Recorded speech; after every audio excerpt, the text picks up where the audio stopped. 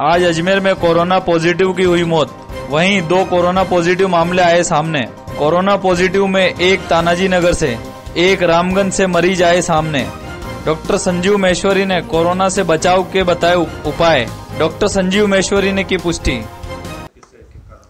आज जो कोरोना के हमारे पॉजिटिव पेशेंट जेएलएन में भर्ती होंगे उसमें से एक 78 वर्षीय तानाजी नगर निवासी पुरुष हैं और 55 वर्षीय रामगंज निवासी महिला हैं। और इसके साथ हमारे पास कोरोना पॉजिटिव वार्ड में 31 मरीज़ हैं, जिनमें से 2 पेशेंट बाईपैप पर हैं और 5 पेशेंट को ऑक्सीजन दी जा रही है।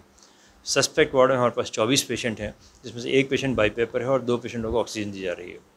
अनफॉर्चुनेटली आज एक डेथ हुई है हमारे यहाँ पर, जो कि सूरजपुर गेट ब्यावर निवासी पुरुष थे और काफ़ी दिनों से हमारे पास भर्ती थे और पिछले 3 तारीख से लगातार उनको वेंटिलेटर पर रखा गया था। सारी कोशिशों के बावजूद भी उनको बचाया नहीं जा सका, क्योंकि उनको सेप्टिसीमिया हो गया था, जिसको हम ब्लड में इन्फेक्शन होना बोलते हैं।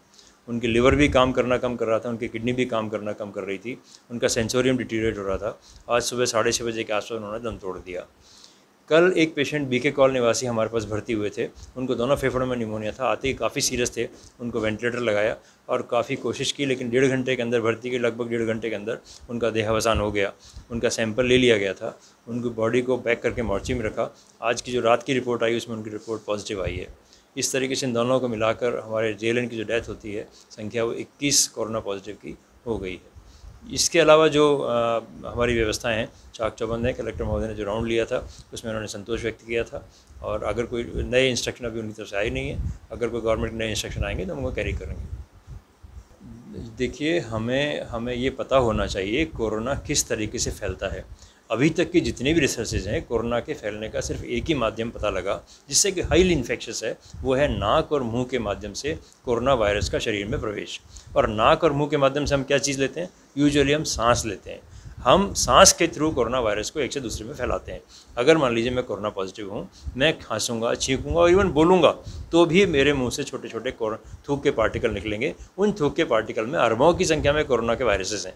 वो वायरसेस अगर आपको जाएंगे तो आप इन्फेक्ट होंगे। तो अब बचाव का तरीका क्या है? मैं मेरे मुंह पे मास्क लगाऊं, आप मेरे मुंह पे मास्क लगाओ, अपने मुंह पे मास्क लगाओ और हम दोनों एक दूसरे को बचाएंगे। आप मुझे बचाओ, मैं आपको बचाऊंगा।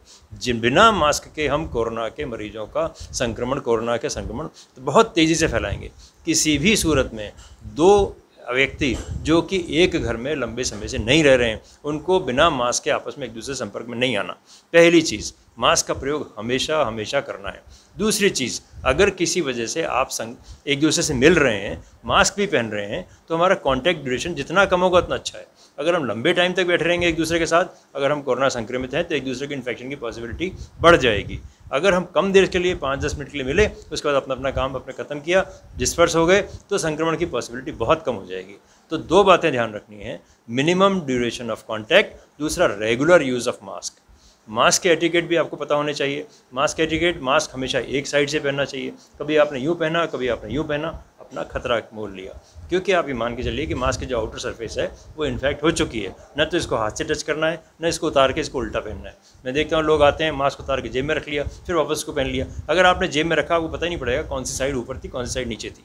आप उसे हमेशा, अगर कभी ऊंचा नीचा करना भी पड़े, तो साइड से डोरी से पकड़िए, इसको नीचे करिए, चाय वाय पीनी है, पानी वानी पीना पीजिए और वापस यूँ कोई डोरी समेत इसको ऊपर से पकड़ लीजिए। ऊपर से हाथ को ऊपर से नीचे करना बिल्कुल नहीं करना। मास्क उतार के जेब में रखना बिल्कुल नहीं करना। ये हमेशा ध्यान रखना है।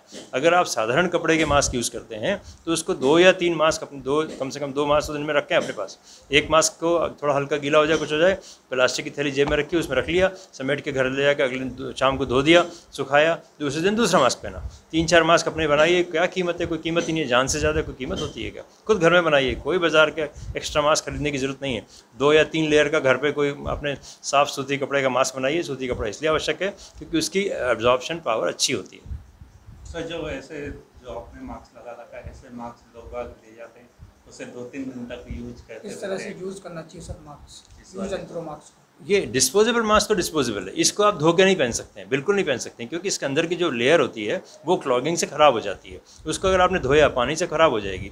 और इसको भी 8 से 10 घंटे से ज़्यादा नहीं पहनना चाहिए। 8-10 घंटे बाद इसको हटा देना चाहिए। क्योंकि मैंने बार बार कहा ना, बोलने से, छींकने से, खांसने से थूक के कण निकलते हैं, वो गीला करके उसके अंदर की जो ट्रिपल लेयर की जो बीच वाली लेयर होती है वो क्लॉग हो जाती है, उससे ख़राब हो जाती है, उसको फेंकना चाहिए। डिस्पोजेबल मास्क को डेफिनेटली डिस्पोजेबल मान के चलते हुए फेंकना चाहिए, रीयूज़ नहीं करना चाहिए।